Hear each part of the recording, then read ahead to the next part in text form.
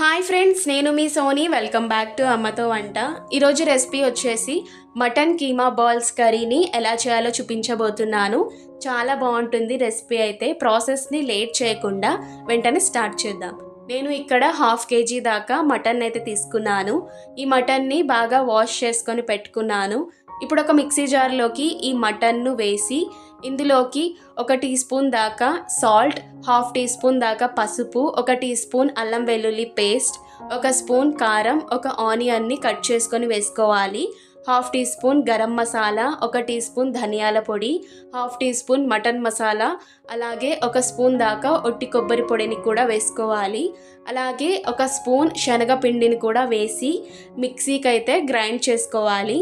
నేను ఇక్కడ గ్రైండ్ చేసిన తర్వాత చూపిస్తున్నాను. ఇలాగా మెత్తటి పేస్ట్ లాగా అయితే వస్తుంది. సో ఇప్పుడు దీన్ని హ్యాండ్స్కి కొంచెం ఆయిల్ని అయితే అప్లై చేసేసుకొని దీన్ని రౌండ్ బాల్స్ లాగా అయితే ప్రిపేర్ చేసుకోవాలి, ఇక్కడ వీడియోలో చూపిస్తున్న విధంగా.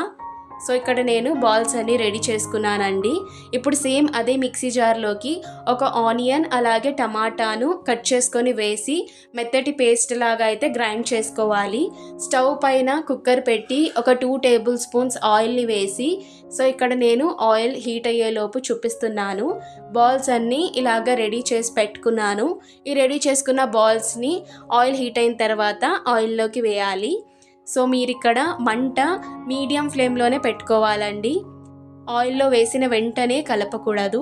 ఇక్కడ మీరు పేస్ట్ని అయితే రెడీ చేసుకున్నారు కదా, ఆ పేస్ట్ని ఇందులోకి వేసుకోవాలి. ఇప్పుడు ఇందులోకి 1 టీ స్పూన్ దాకా ఒట్టి కొబ్బరి పొడి కూడా వేసుకోవాలి.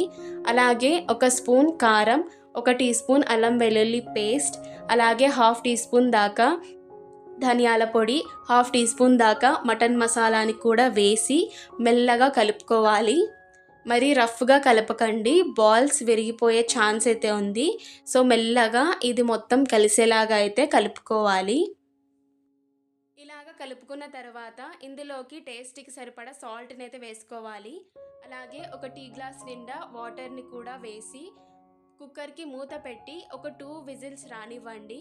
నాకు ఆ క్లిప్ అయితే మిస్ అయింది. సో 2 విజిల్స్ వచ్చిన తర్వాత సిమ్లోనే పెట్టి మంటను గ్రేవీ అయితే కాస్త చిక్కబడనివ్వండి. గ్రేవీ కాస్త చిక్కబడిన తర్వాత లాస్ట్గా కొంచెం సన్నగా తరిగిన కొత్తిమీరని కూడా యాడ్ చేసుకోండి. సో నాకైతే ఇక్కడ గ్రేవీ కన్సిస్టెన్సీ బాగా సరిపోయింది. ఇంకా స్టవ్ ఆఫ్ చేసి దించేసుకుంటే అంతే అండి. ఎంతో టేస్టీగా యమ్మీగా ఉండే మటన్ కీమా బాల్స్ కర్రీ అయితే రెడీ అయిపోయింది. చాలా అంటే చాలా టేస్టీగా ఉంటుంది ఈ కర్రీ అయితే. మీకు వేడి వేడి అన్నంలోకి అలాగే చపాతీలోకి జొన్న రొట్టెలోకి చాలా బాగుంటుందండి ఈ కర్రీ అయితే. ఒక్కసారి ఈ మటన్ కీమా బాల్స్ కర్రీని ట్రై చేసి చూడండి, మీకు చాలా బాగా నచ్చుతుంది.